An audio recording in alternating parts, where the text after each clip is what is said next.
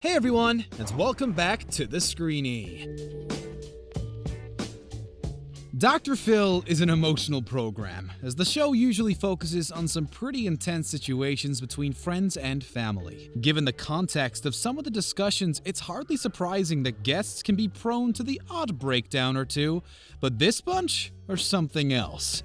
From teenage temper tantrums to drugged up moms and YouTubers going live with their mental health issues, we've scoured the archives to drag up the best of the worst. Let's take a look at the crazy mental breakdowns on Dr. Phil. Before we begin, make sure to subscribe to our channel for more amazing videos about your favorite movies and TV shows. Lawrence the Manipulator.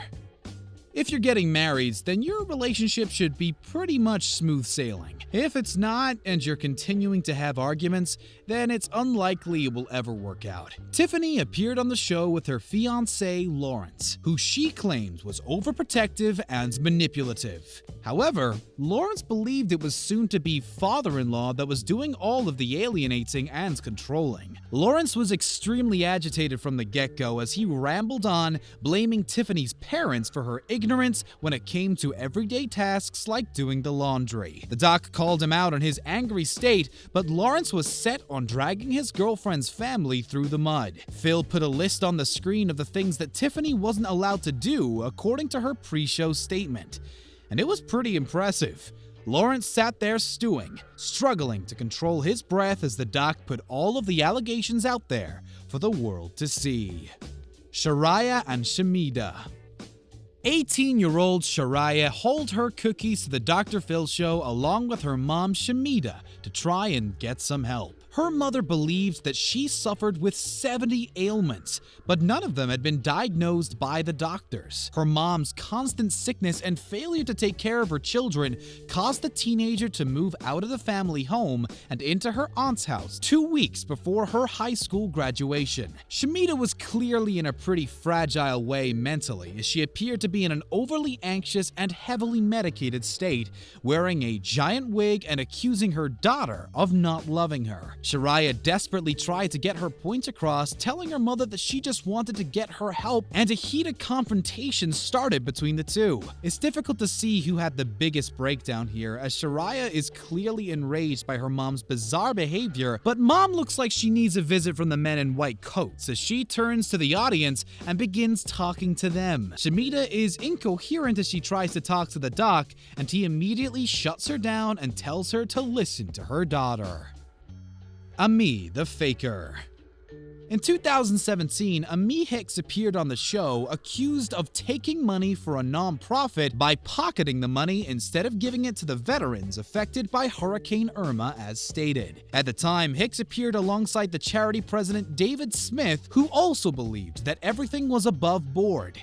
However, Amy was called out by a former friend of hers who accused her of lying about several pregnancies as well as taking the money for the charity. Dr. Phil didn't even manage to get into the conversation as Hicks went crazy as soon as the video was shown. And when we say crazy, we mean crazy. The brunette stormed through the crowd and demanded to be let off stage, proceeding to verbally abuse all members of staff as she raged around the backstage area, kicking off her high heels and throwing water bottles at production staff. Amy continued to swear at producers Andrea and Justin, accusing them of lying to her as she slammed doors, hit cameras, and tried to make her way out of the building to go to the airport.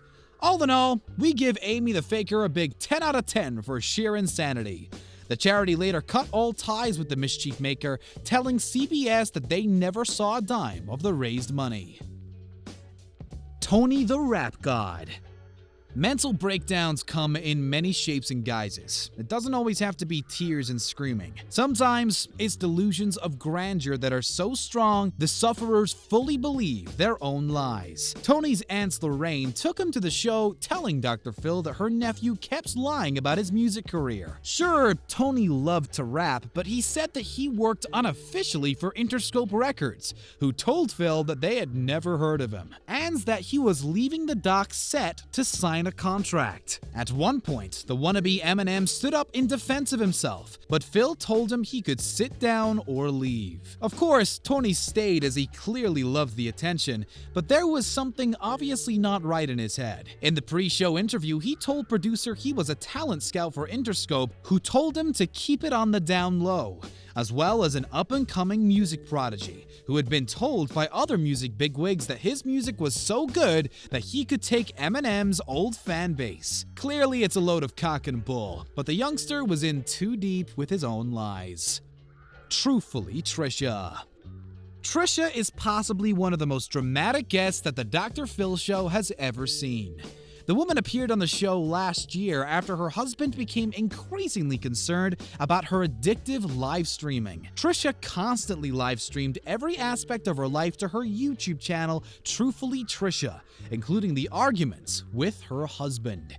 On one occasion, while Sean was away, Trisha claimed she had a mental breakdown and streamed for 8 hours straight, at one point covering herself in fake blood and writhing around in front of the camera, something she says is directly connected to abuse she suffered as a child. She was hospitalized for 6 days following on from the incident, but it didn't stop from her uploading to social media.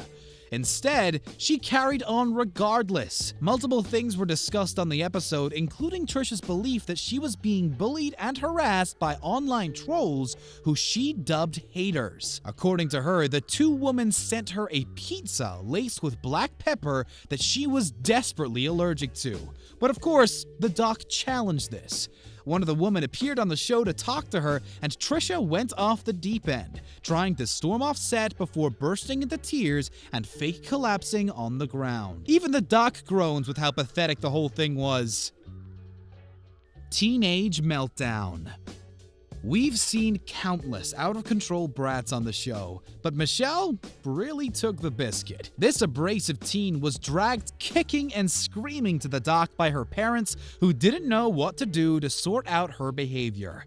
Of course, the best course of action was deemed to be a therapeutic facility where Michelle could straighten out her delinquent attitude, but to say that she didn't want to go would be an understatement. When they went backstage, the youngster screamed at her parents and at producers, who calmly tried to tell her that it would be a good thing. But the 14-year-old wasn't having any of it, cursing at everyone in the room and defiantly saying that she wasn't going anywhere. That is, until she got her food. Things seemed to calm down a little while Michelle was eating her lunch, and are hunger-induced breakdowns a thing? This was definitely a tantrum for the books, complete with ear-covering, tears, and even saying that she wished her parents would die. What a charming young lady. Jeremy's Dr. Dis. When someone really loses it, it can be super difficult for everyone involved. In Kelly's case, her husband Jeremy had been sick for over a year, and he blamed her, believing that she was poisoning him with borax that she was using for a different purpose.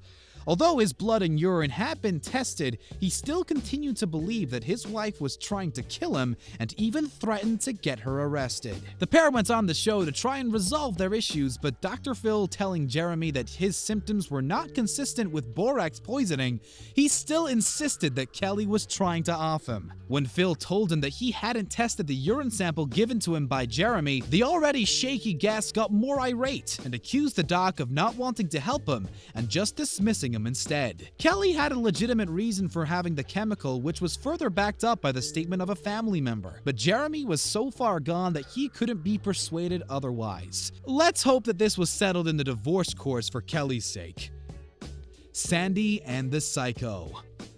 Hell hath no fury like a woman scorned.